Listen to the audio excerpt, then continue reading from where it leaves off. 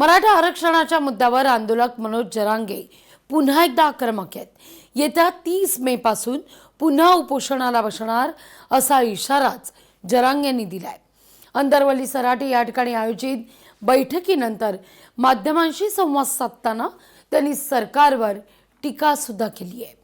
मराठा समाजाच्या मागण्यांबद्दल सरकार गंभीर नसल्याचा आरोप जरांगे पाटील यांनी केलेला आहे. त्यांनी आपल्या पुढच्या आंदोलनाची दिशा ही स्पष्ट केली आहे. दरम्यान मनोज जरांगे पाटील यांनी लोकशाही मराठी सोबत एक्सक्लुझिव्ह संवाद साधलाय. पाहूया. मनोज जरांगे पाटील, पुन्हा तुम्ही आमरण उपोषणाला का बसणार आहात? पुन्हा 30 मेचा एल्गार तुम्ही का पुकारताय? एवढा मोठा समाज आहे या समाजाला हे राज्याची खूप मोठी शक्ती म्हणजे मराठा समाज. आणि ते ज्यावेळेस संकटात असतात, आपले पोरं ज्यावेळेस संकटात आणते त्यावेळेस आपण लढायचं असतं, शांत बसायचं नसतं. कधी वारंवार लढायला लागतं. असं म्हणून नाही चालत आपल्याला ना. वारंवार आंदोलन कशाला, सारखे आंदोलन कशाला? एवढं मोठ्या समाजात करायचं म्हणलं तर सारखं आंदोलन करावं लागत असतं. आपण शेती घेतल्याच्या नंतर सुद्धा आपल्याला सारखं त्या शेतीत कष्ट करावं लागतं, तेव्हा आपली लक्ष्मी दारात येते, धान्य आपल्या दारात येतं. आणि एवढ्या मोठ्या 6 समाजाच्या लेकराबाळाचं कल्याण करायचं, सारखं लढावं लागणार आहे. म्हणून 30 मेला पुन्हा एकदा आमरण उपोषणाची घोषणा केली आणि जवळपास ते 7 आंदोलन असणार. बरोबर. मग मनोजजी, काय होतंय की गेले 2.5-3 वर्षाच्या कालावधीमध्ये तुमच्या या लढ्यानं मराठा समाजाच्या मागण्यांबाबत काय नेमकं घडलं? मराठा समाजाच्या पदरी काही पडलं का? मंत्रिमंडळाच्या निर्णयाबद्दल मला सांगायचं आहे की मंत्रिमंडळानं राखीव प्रवर्गाबाबत जो निर्णय घेतला होता त्याबाबत तुमचं काय म्हणणं आहे?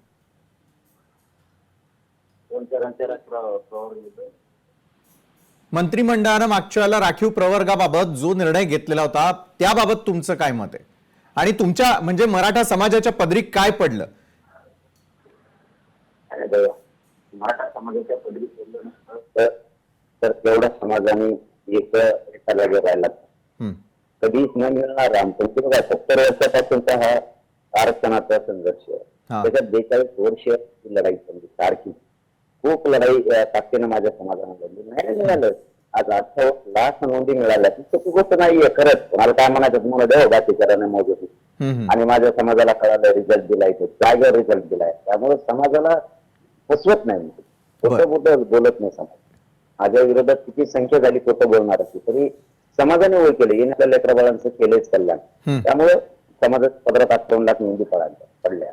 कधीच मराठ्यांचा जी आर निघालेला नाही आतापर्यंत. हैदराबाद गॅजेटियरचा जी आर निघाला आहे, अंमलबजावणी पण झाली, विशाल प्रमाणपत्र पण दिले. आता फक्त आमचं म्हणणं आहे मराठवाड्यातला सगळा मराठा कुणबी आहे गॅजेटियरनुसार, आणि ते मान्य पण केलेलं आहे. साहेबांचं 2ही उपमुख्यमंत्री त्यावेळेचे, त्यांचं मंत्रिमंडळाचे त्यांनीच पाठवलेले मंत्री आहे यांनी सगळ्यांनी. मग अडचण काय ते म्हणणं आहे आमचं. तुम्ही जे आर काढलाय 94ला जे आर काढलाय, 1994ला तातडीनं तुम्ही आरक्षण दिलं, मराठ्यांच का रोखून धरलं? आमचं नोंदी आहे 200 वर्षाच्या. म्हणून ही लढाई 30 मेला खूप ताकदीचं मोठं आंदोलन होणार आहे. 17 संस्थांच्या गॅजेटियर बद्दल यांनी सांगितलं होतं.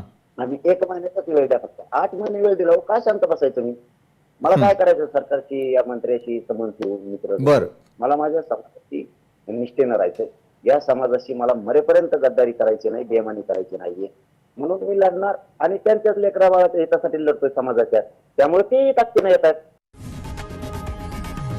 लोकशाही मराठी ऐका, पहा, जागरूक रहा.